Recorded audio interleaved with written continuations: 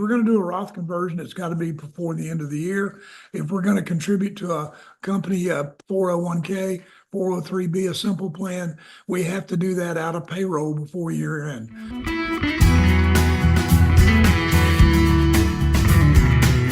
And welcome into the last minute planning session of the year, ladies and gentlemen. Yeah, we're a couple months out from the end of the year, but we are planning. We are planning ahead. We are not reacting and we are not procrastinating. We're not waiting till the last minute. But on today's program of Financial Focus, we'll be talking with John Kuykendall about the last minute planning strategies that you need to start thinking about well ahead of time and, in fact, acting on right now before the end of the year. John Kuykendall, of course, is the host of Financial Focus, the founder, the CEO of GulfCoast Financial Services, and as they have been named for the last 10 years by the readers of the Lake City Reporter, the best of the best in financial services. So, John, we always appreciate your guidance and perspective on all aspects of financial, investment, and retirement planning. But the bottom line, we should not wait till the last minute on any of those things. No, Peter. I mean, actually, we should have already started. There's no reason to be a procrastinator and not get started. There are some things that we can still do before the end of the year. And this show is very timely in giving that information to people so they can get with their planners or get with us and let us help them through these last minute things that we can do this year to hopefully save taxes and to get them ready for 2025. 2025 is going to be a very critical year. They're going to be, should be, either they're going to reapprove the 2017 tax cuts or we're going to have entirely new tax laws. And so we need to get ready for that, but we also need to plan for 2024 and the year end. Well, we know, John, that we plan under the laws that are today, but always leave some room for how they may change into the future. That is one of the things that is important to have with the ongoing nature of the relationship with an advisor. Is they're going to help you to adapt to conditions and laws as they change. And one of the reasons why, John, the number one item on your list is so important, get an annual review. Yeah, Peter, I mean, you got to sit down with your financial advisor and do an annual review. Find out where you are, where you're supposed to be going, and how you've done for the prior year. And also talk about things that you can do prior to 2025 and also for year end 2024. So it's very important that we get together. 24 has been a crazy year, Peter. We started off with all kind of talk about the election, the market crashing. None of that stuff happened. And so it's been an up and down year. The market's reacted. We've had overseas, chaos. There's been a lot of global conflict. There are a lot of things in there that have affected our market this year. Do those things impact us in our individual plans as much as the news headlines make them out to, John? No, Peter, I don't really think they do. If we're well balanced and if we're allocated the way we should be allocated, then we should be able to weather those strong storms and we should be able to react to them. But, there's so much hype. Everybody wants their 5 minutes of fame. And so there is so much hype going back and forth about how the market's going to do, what it's going to do. I go back to that Harry Dent Dow 30,000, which never happened, but he got famous because he wrote a book about it. Yeah. And so it happened, but it happened maybe 15 years after his At book. least. Yeah, I remember that one. And then it was the great crash ahead, and it was like the crash happened before, well before the Dow ever hit the levels that he had sort of prognosticated. Number two on the list here, John, and something that you've already sort of hit on, but there's some subcategories under this one: proactive year-end tax moves. So you've got 5 or 6 different tax moves that people should consider and examine their specific situation and portfolio to see if they apply. That's right, Peter. There is such a thing as called tax loss harvesting. And so if you've got a stock that is losing money, we can sell it before the year end and then take that loss and some of the gains that we've got for the year, they won't affect us as much tax wise on the capital gains and the dividends. And we have to be aware of that phantom tax that we call it with mutual funds because in a non-qualified account, mutual funds pay capital gains and dividends even though you haven't sold them. So we have to be aware of that. And if we're going to have a fund that's going to pay a lot of money, we need to get rid of it before that dividend and capital gains declared.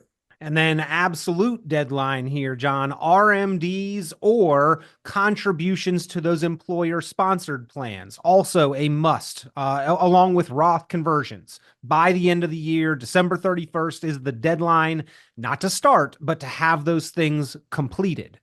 Yes. Yeah, if we're going to do a Roth conversion, it's got to be before the end of the year.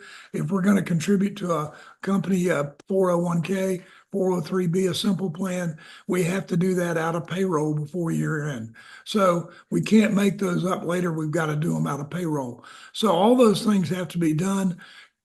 Great time to do Roth conversions. It still makes sense, in a lot of cases, and we need to analyze that to see how much we can convert over to tax-free so that you don't have the government as your partner in your 401. Yeah, all of those moves, again, though, ladies and gentlemen, must be made by the end of the year. Now, exception there, John, your employer sponsored plan, your 401k, you can't make contributions after the fact, but your individual retirement accounts, those contributions can actually be made up until the tax filing deadline the following year for like IRAs or Roth IRAs. Yeah, we like to say up until you file your taxes, Peter. So you have to make that contribution before you file. And so if you're going to do if you're going to do a contribution into an individual IRA, you need to go ahead and do it prior to filing your taxes, but you have until April 15th. Now, a lot of people don't file their taxes on April 15th, but that contribution has to be made by April 15th. Right. Yep. No extensions on that. They're already giving you a 3.5 month extension there. So, John, next on the list of things to do before the end of the year, and this is one that I think needs to be done more proactively and on an ongoing basis, but many investors overlook the value and necessity of rebalancing. Mm-hmm.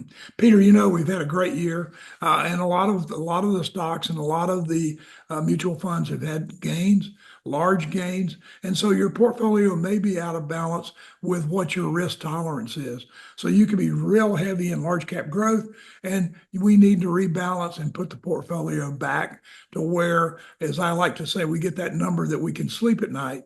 So if the market goes down, we're not going to be concerned about large caps losing money or some segment. So we want to make sure that we rebalance, and that should be done every year.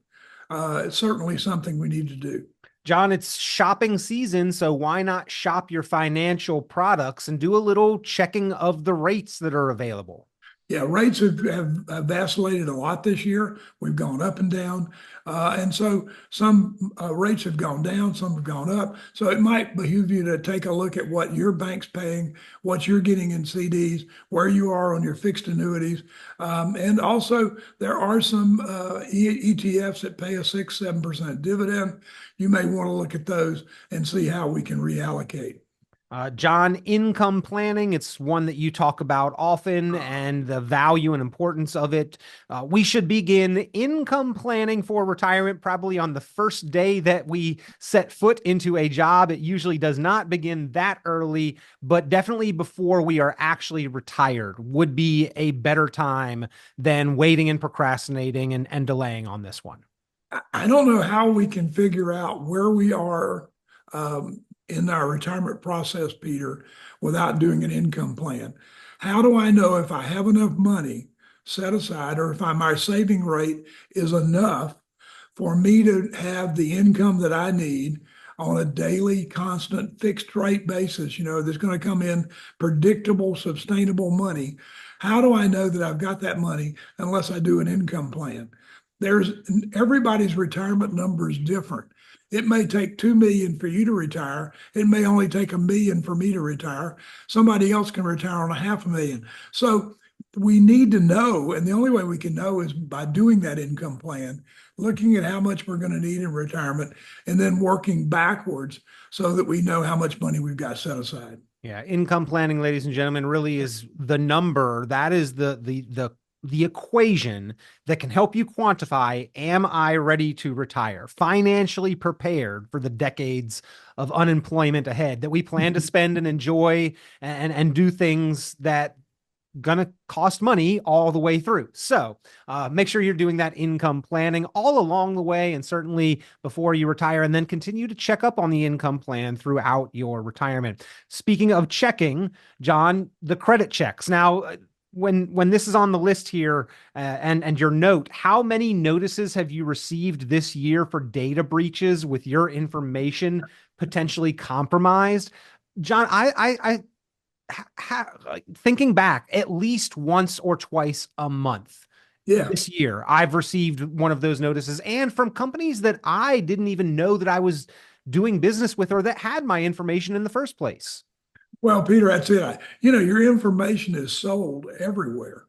I mean, how many texts did you get this election year from politicians wanting you to vote for them, and you're trying to figure out how do they get my cell phone number? And more importantly, how do I stop it? Yeah, how do I quit? Because, I'm getting texts for me to vote in a different county, which I can't do. So, there's no way to stop that stuff. So your credit has been compromised, no matter what you say. And you should look and make sure you pull that annual credit bureau report that you're entitled to and that you see what's there. There's nothing worse, Peter, or more embarrassing than going to get a loan and finding out that it got turned down because you had bad credit, which wasn't yours, but somehow got put on your credit bureau report. Yeah, and nothing more financially devastating than going to pay a bill and the money's not there, not of your own accord, but because you were unfortunately the victim of some kind of malfeasance there. So make sure to check those credit scores, right? Yeah, Peter, I had a client this year, or a friend of a client this year, that lost $1 million in a scam over the internet. So, it's happening to people all the time. We need to be aware of it. We need to check our credit scores, check that credit report, and change your passwords. Yeah. Yep. And by the way, a lot of people who fall victim then are embarrassed about it and don't talk about it. So Right. the numbers on these things are actually probably underreported and skewed. Next on the list, John, something that goes along with everything that you've always talked about, reviewing the budget, reviewing the spending, and making sure we're keeping it between the guardrails, so to speak. Yeah, I mean, what we need to do is review what we spent this year, and what it was on, and how were we in budget, or how can I not spend as much on that category because I really didn't need to. Maybe I bought too many lattes, and I can cut back and get one a week or something. Those are the things we need to do, Peter.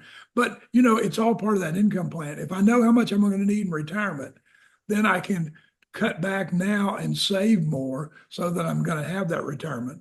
It's not going to take less in retirement than you're making now to live. It's going to take as much or more.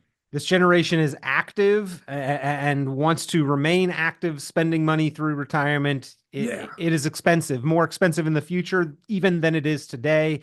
And once we leave the job, John, we've got all of that free time to go out and find more activities that cost money. So we've got to make sure that we're covering those things, right? Next on the list, John, roll over and consolidate retirement accounts. This is a good thing to do along the way, but now's the time to kind of wrap up the year and clean house a little bit. Well, while you were working, you got that 401k statement and you opened the drawer and threw it in, and didn't look at it. And so now you've had 3 or 4 jobs, and you've got 3 or 4 401k sitting out there that no one's monitoring. You have no control over what they're invested in. And so it's the time to consolidate that, cut fees, put it in one place where you can manage it and watch it and monitor it. I mean, that's not free money. It's your money that we put aside. And so we need to take good care and handle it properly, Peter. And then we've got a few here that are just continued reminders during the holiday season. Don't overspend during the holiday season. That one goes with the budgeting, John, right? And then next, we need to set goals for the year ahead, and that should not begin on January 1st. No, we should begin to do our planning for 2025 at the end of 2024 before January 25. So now's a great time to look at where we've been, see what we've done, look at where we're going and what we need to do to have 2025 be a good year for us, but also so that we can continue our retirement planning. It's a great time to look forward and see what mistakes we made this year. Review those beneficiaries and make sure those legal documents are up to date. You'll be surprised at the number of people that don't do that, Peter. I've met with clients before and we've done a beneficiary review, and it was embarrassing when I was sitting with a husband and wife and found out that the wife was still paying for a policy on her ex-husband. So, you need to make sure you understand what you have and the beneficiaries are there. The other thing too is, as we get older, and I'm seeing this more and more, we're getting into dementia quicker. I don't know what it is about that. I guess because we're still active, as you said, and so we seem younger than we are, but dementia is happening. And we need to have those planning documents in place so that if something happens and I become incapacitated, somebody can handle my money so that I can still live. But I may not know where I am, but I'm going to want to be there, and somebody's going to need to pay for it. Well, unfortunately, I wonder, John, if that's a nature of our environment and our food supply and some of the things that we use and the packaging and chemicals and all of that. But we are seeing that higher and higher prevalence of dementia. It seems earlier and earlier, among other health ailments, by the way. Yeah. That's not the only one, right? I've got a couple friends who not much older than me that have unfortunately had strokes in recent years. And again, beneficiaries, legal documents, giving power of attorney, making sure that everything is lined up correctly. So vitally important, because it can cause heartache on those that you care the most about, ladies and gentlemen. So, John, all of these are things that we should do. However, if you had to pick maybe one or two, which are the ones that are absolutely essential before the end of the year that we need to get on now and not procrastinate about? Well, the first thing, Peter, is I'm going to surprise you, because I'm going to say we need to have our legal documents in place. It's no time. I mean, that's something we shouldn't put aside. People procrastinate on getting that done more than anything else. Secondly, and just as important, is we need to look at the income plan, figure out where we're going, where we've been, and how am I going to get what I need for retirement. 76% in the last survey I read of Americans are living paycheck to paycheck. So as things have cost more and inflation's gone up, we're not living any better, but it's costing more to live. And so we need to have a plan in place of how I'm going to have my retirement if I want to, have the retirement that I want and not have the type of retirement the government gives me. Well, there are many things that we should probably consider taking care of before the turn of the calendar, which really means before the holiday season, which really means now. So let's jump on these things, ladies and gentlemen. Do not procrastinate. This is our last minute planning episode, and that's because last minute is here. We are really in the final home stretch of the year, and we need to take care of these things. A little light edition of the program here, talking about a lot of different subjects, but don't let time slip away before taking care of those critical year-end planning items. As always, remember that John Kuykendall and the team from GulfCoast Financial Service, they are your resource. So pick up the phone, give them a call, 386-755-9018. If you need help with any of these items, 386-755-9018. That is 386-755-9018. Or you can visit online, GulfCoastFinancial.net, GulfCoastFinancial.net. John, always a pleasure having you on the program. We appreciate your perspective and insight and helpful reminders along the way. Thank you, Peter. It was great being here. Have a happy year-end planning. Be sure to like, subscribe, share, and tune in for more financial focus by visiting GulfCoastFinancial.net. The The information presented on this program is provided for informational purposes only, without warranty of accuracy, completeness, or suitability for a particular purpose. This program is not intended to be and does not constitute financial, investment, legal, or tax advice. This information is general in nature, not specific enough to be construed as advice. You should not make any decision based on the information presented on this program without independent consultation with an appropriately licensed professional or competent advisor. Investment in securities or the market involves a potential risk for loss of principal. Trading, therefore, may not be suitable for all listeners. Annuity guarantees are based solely on the financial strength and claims-paying ability of the issuing company. Withdrawals of growth from annuities may be taxable as ordinary income in the year it is taken. Individuals should review contracts for specific details of the product's features and costs. Early withdrawals may subject the owner to penalties, fees, or taxes. John Kuykendall is registered with and securities are offered through Kovac Securities Inc., member FINRA SIPC, found online at www.kovacsecurities.com. Advisory services are offered through GulfCoast Financial Services Inc., a registered investment advisor in Florida. GulfCoast Financial Services Inc. is not affiliated with Kovac Securities Inc. or Kovac Advisors Inc. Past performance is not indicative of future results. All investing involves risk. Investment decisions should be based on your own goals, time horizon, and tolerance for risk. Due to various factors including changing market conditions and/or applicable laws, the content may no longer be reflective of current opinions or positions.